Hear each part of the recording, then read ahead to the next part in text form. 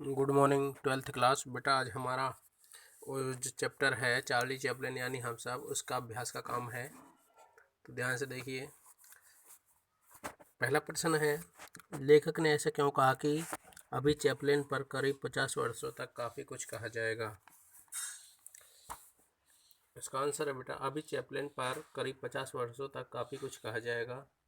लेखक ने ऐसा इसलिए कहा है क्योंकि आम लोग चार्ली चैपलिन की जन्म शताब्दी मना रहे हैं।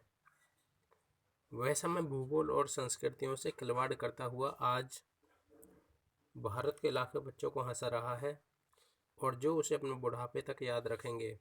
उनकी कला आज पूरी दुनिया के सामने है। उनकी कला 75 वर्षों में 5 पीढ़ियों को मंत्रमुग्ध कर चुकी है और आगे भी करती रहेगी।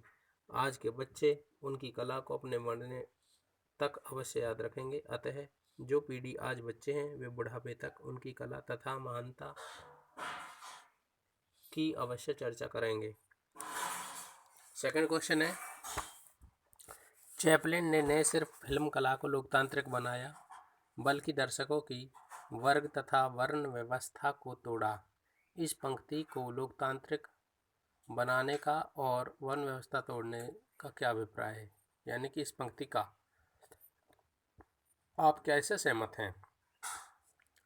देखिए, यहाँ जो प्रश्न कह रहा है कि चैपलिन ने न सिर्फ फिल्म कला को लोकतांत्रिक बनाया। लोकतांत्रिक का मतलब होता है जहाँ सभी को फिल्म कला में सभी को समान अवसर मिले, और दर्शकों की वर्ग तथा वर्ण व्यवस्था, दर्शकों में जो गोरे काले का भेद और ऊंच नीच का जो भेद है उसको भी समाप्त किया है। इस पंक्ति में लोकतांत्रिक बनाने का और वर्ण व्यवस्था तोड़ने से क्या अभिप्राय है, ये है आंसर। तो देखें उत्तर, इस पंक्ति में लोकतांत्रिक बनाने और वर्ण व्यवस्था तोड़ने से अभिप्राय यह है कि चैपलिन की अभिनय कला और महानता संपूर्ण समाज में प्रसिद्ध हुई। उसने उच्च वर्ग से लेकर निम्न वर्ग तक के प्रत्येक व्यक्ति के मन पर गहरा प्रभाव डाला। उनकी फिल्मों को पागल खाने के मरीजों, व्याकुल मस्तिष्क वाले लोगों से लेकर आइंस्टाइन जैसे महान प्रतिभाशाली व्यक्ति तक किसी एक स्तर पर और सूक्ष्म रसास्वादन के साथ देख सकते हैं।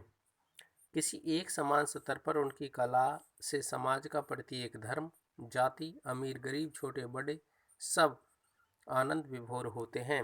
हाँ, हम इस बात से सहमत हैं कि चार्ली चैपलिन ने अपनी फिल्म कला को न सिर्फ लोकतांत्रिक बनाया बल्कि दर्शकों की वर्ण तथा वर्ग व्यवस्था को भी तोड़ा।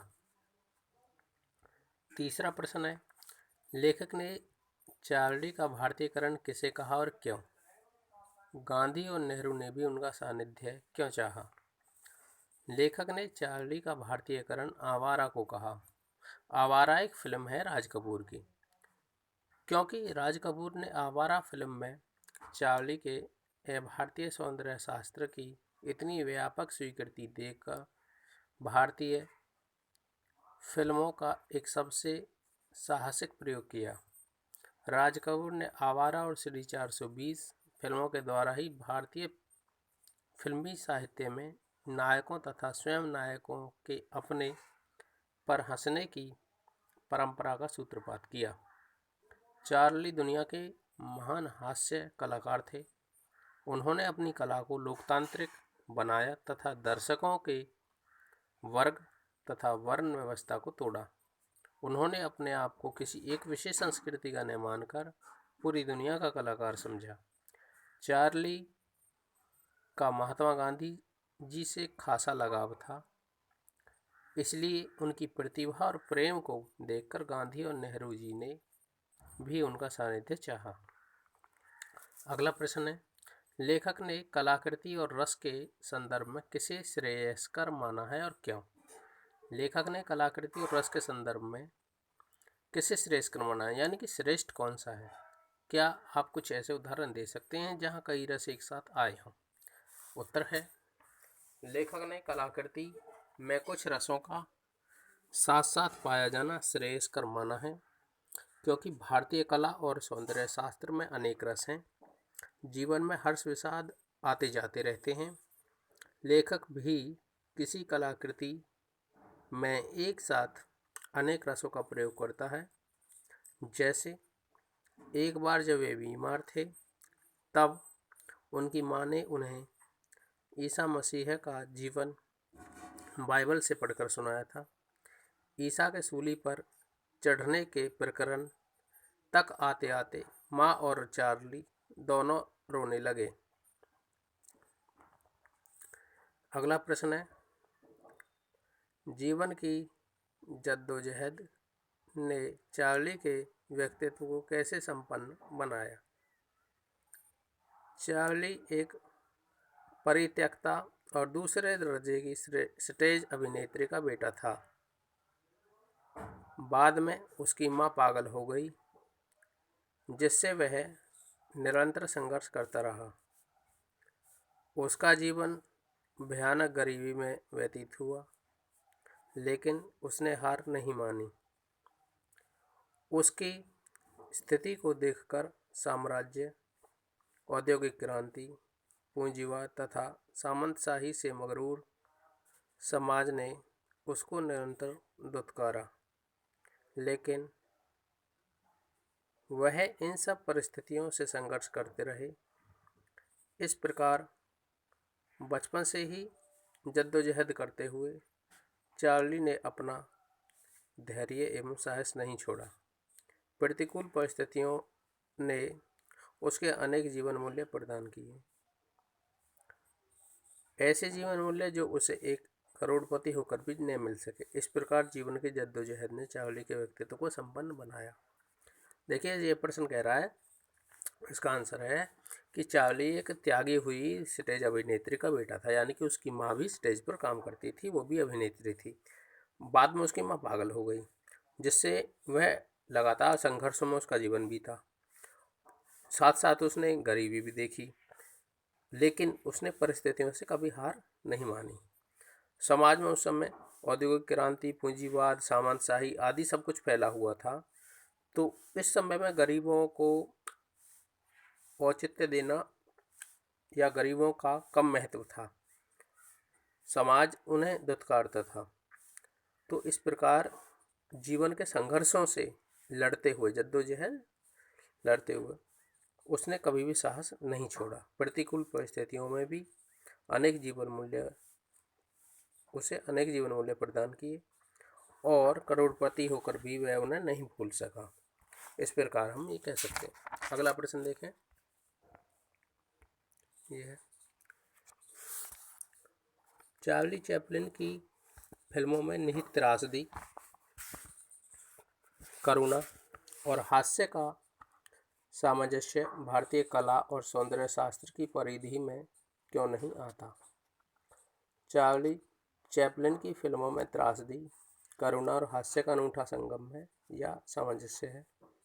वे एक ऐसे महान कलाकार हैं जो अपनी प्रतिभा से त्रासदी और करुणा को भी हास्य में बदलने की शक्ति रखते हैं।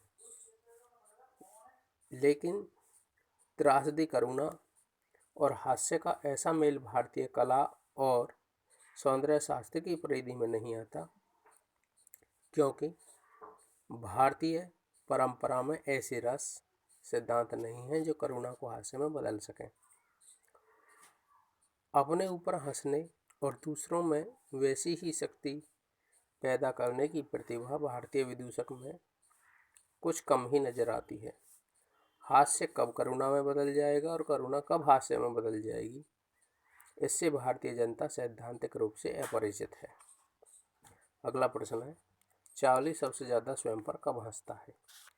चार्ली सबसे ज़्यादा स्वयं पर तब हंसता है जब वह अपने आप को गर्व से उन्मत्त मानता है, वह आत्मविश्वास से लबरेज हो जाता है, वह सफलता, सभ्यता, संस्कृति तथा समृद्धि की प्रतिमूर्ति बन दूसरों से ज़्यादा शक्तिशाली तथा श्रेष्ठ समझने लगता है, वह अपने आप को वज्रदपि कठोरानी या मृदुनी कुसुमोद अपि क्षण में दिखलाता है। अगला प्रश्न, ये तो बेटा आपको क्वेश्चंस याद करने और लिखने भी हैं। आगे जो परीक्षा उपयोगी क्वेश्चन है, इसमें सेकंड क्वेश्चन है, ये देखें जिन पर निशान लगा हुआ है। दूसरा, चार्ली का चरित्र चित्रण कीजिए। चार्ली दुनिया के महान अभिनेता और निर्देशक थे। वे एक परित्यक्ता और दूसरे दर्जे की स्टेज अभिनेत्री के बेटे थे। जब उनकी मां पागलपन का शिकार हो गई तब उन्होंने जीवन में बहुत संघर्ष किया। उन्होंने अत्यंत गरीबी में जीवन बिताया। साम्राज्य, पूंजीवाद और सामंतशाही से मगरूर समाज ने इनको धुतकारा, लेकिन इन्होंने जीवन में से कभी हार नहीं मानी।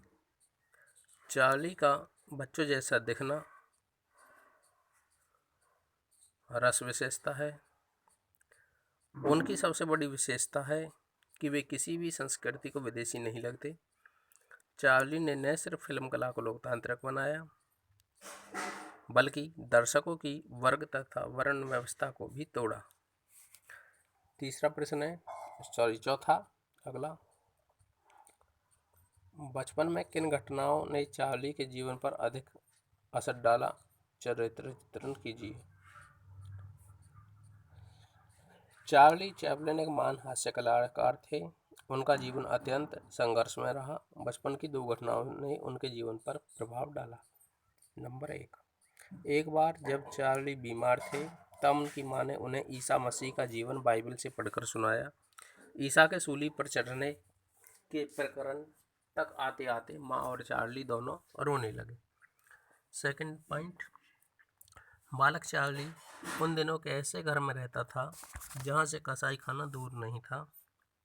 वह रोज सैकड़ों जानवरों को वहां जाते देखता था। एक बार एक भेड़ किसी तरह जान छुड़ाकर भाग निकली।